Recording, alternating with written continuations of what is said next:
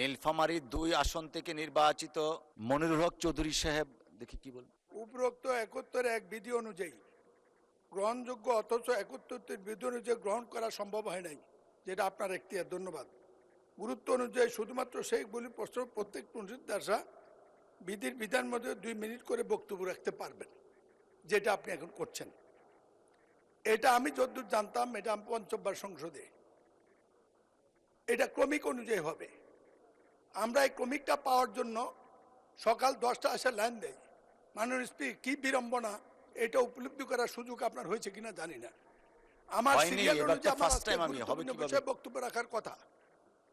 আমি যতদূর জানি, আমি জানতে চাই আমার নাম আছে, আমার সিরিয়াল কত, আমাকে ডাকেন না কেন? আপনার নাম আছে সিরিয়াল 16।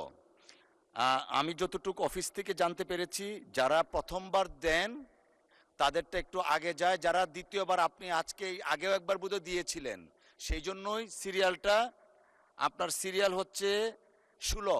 মাননীয় সদস্য, আই হ্যাভ বিন ইনফর্মড। মাননীয় সদস্য একটু মাননীয় সদস্য আমাকে একটু বলার যদি সুযোগ দিতেন দয়া করে। আপনি বসুন দয়া করে, সিনিয়র মেম্বার এই হাউজের। আমাদের আগের সাবেক একটা স্পিকারের রুলিং আছে, যারা প্রথমবার দেন তাদেরটা প্রায়োরিটাইজ হয়। যারা, মাননীয় সদস্য আমি শেষ করি, একটু প্যাশেন্স রাখি আমরা। মাননীয় সদস্য আমি তো শুনতে পারবো না, আমারটা মাননীয় সদস্য একটু দয়া করে অ্যালাউ করেন, আমি বলি আপনি শুনেন। সাবেক একটা রুলিং আছে স্পিকার কর্তৃক প্রদত্ত। মাননীয় সদস্য দয়া করে একটু বসেন আপনি please. You are very respected and senior member of this house. না না না, মাননীয় আপনি বসেন, জয়নুল আবেদিন সাহেব আপনি বসেন প্লিজ। আপনি বসেন। মাননীয় সদস্য, আমি বারবার চেষ্টা করছিলাম আপনার দৃষ্টি আকর্ষণ করে আমাকে বলার সুযোগ দেওয়ার জন্য। আমি সুযোগটা চাচ্ছি। আপনি senior and respected member of this honourable house. ৭১ বিধিতে একটা রুলিং আছে সাবেক স্পিকারের, যে যিনি প্রথমবার দিবেন তাকে প্রায়োরিটাইজ করা হয়, যিনি সেকেন্ড টাইম থার্ড টাইম দিবেন আস্তে আস্তে সেটাকে লোয়ার করা হয়। তো যারা আগে কখনোই দেননি তাদেরটা প্রায়োরিটাইজ করা হয়েছে, আপনারটা সহ যারা দ্বিতীয়বার দিয়েছেন তাদেরটা সেপারেট লিস্ট করা হয়েছে।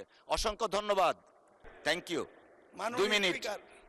এটা ৪র্থবার আমি সংসদে এই কার্যপরিমিতিতে মুখস্থ। আমি কোনো অন্যায় করি নাই, ভুলও বলি নাই।